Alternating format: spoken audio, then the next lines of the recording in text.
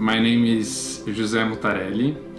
I'm an international student here in Colombia, and I'm Brazilian. And because of the travel ban between the United States and Brazil, I had to stay 15 days in another country, which was Portugal.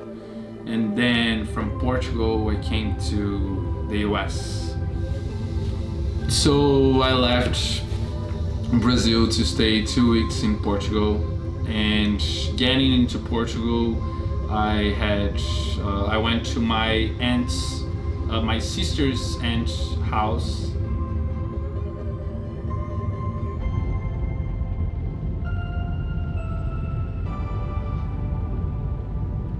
In the second week of these 15 days, my classes started, and that started to be a little more hard to stay there. To leave Portugal to Amsterdam my flight was at 5 a.m. in Portugal. So and I had to be in the airport like 3 hours earlier. So I basically didn't sleep at night. I tried to sleep from like 9 to 1 o'clock, which I actually think I slept like an hour because I was too anxious.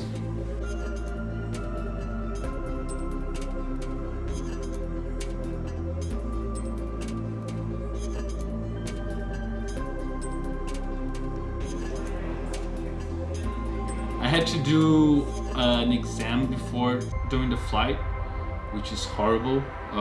Horrible doing the exam, but necessary. Like, please do the exam if you're gonna fly. Then when I got here, my heart was racing because I didn't know if I was gonna really get in or not. Even though like I have everything to be able to stay here like legally, but fortunately that didn't happen. Then I got out and had a meal in McDonald's and took an Uber and came home.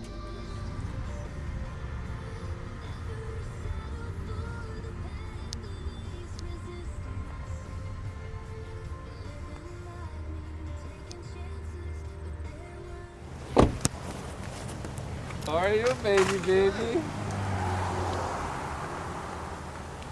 Need some help with your bags?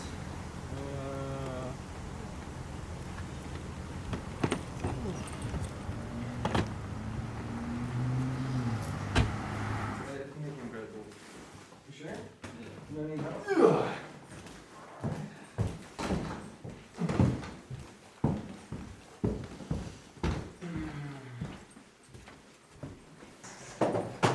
Oh, I came directly from the airport. You're not gonna hug me? What up? You said you might be with Kobe. Oh yeah, so come in my room. Yeah, good idea. No, let me say hello to the teacher. She's talking. No, she's at a PowerPoint. What's up, man? Did I miss a lot? Nah, she's just kind of introducing us to anthropology and stuff. Okay. So. Get a mask. I know. Oh, we have a bunch of chairs now. So there's one extra thing here that I don't know. What? This blanket, Which one? this one here. Oh, I think it might be Marcelo's. Is Jimmy's? It was in your apartment, so Oh, okay. we took it, but So it's ours now. yeah. Was nice because the coronavirus, the situation there was like fine. They were in the average having like 2 deaths per day and 300 cases, new cases per day in the whole country. When I left, they were like at 600, so I left in the right time.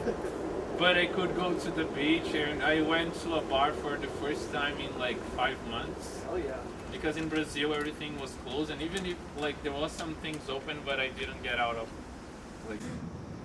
Well, how was immigration at the airport? I was really nervous about that. Yeah. I was really I nervous honestly about thought I that. was gonna see you like clean shaven because you had mentioned that, and I was like, oh. What? I wouldn't be You surprised. thought what? Because you told me that you were gonna like shave your beard and cut your hair because you were worried about immigration. It's not because I thought about it, I was gonna do it. I just thought about it. It was like just a thought, oh maybe I should, but My major concern right now it's because I'm behind in all my classes. Because where I was staying in Portugal was just like a temporary place, and I didn't have a really good connection there. Wasn't stable, so I didn't have any of my materials and any of my things from here or back home in Brazil, and this actually like got a lot in the way of me being able to do my classes well. I talked to my teachers, a lot of them were really understandable, but yeah, I'm worried about my classes mainly. I'm probably gonna drop one because I think I'm not gonna be able to do everything. But let's see. Until Sunday, I'm gonna be able to know for sure what I'm gonna do. Like the main reason why I came back is because all my network is here. I miss working on sets. I miss like doing the projects with the people I like to do projects with.